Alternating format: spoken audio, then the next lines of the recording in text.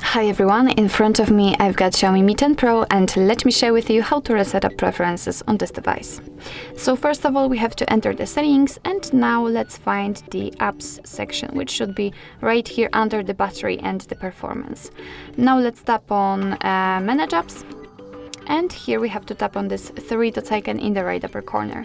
Now let's tap on reset up preferences, and here your device is informing you that it will reset all preferences for disabled apps, disabled app notifications, default apps, background data restrictions for apps, and any permission restrictions also. What's more, no worries, you won't lose any app data, so no worries, just tap on reset apps, and actually this is it. We do not receive any information that we did it, but no worries, trust me, we just reset app preferences in this Xiaomi Mi 10 Pro.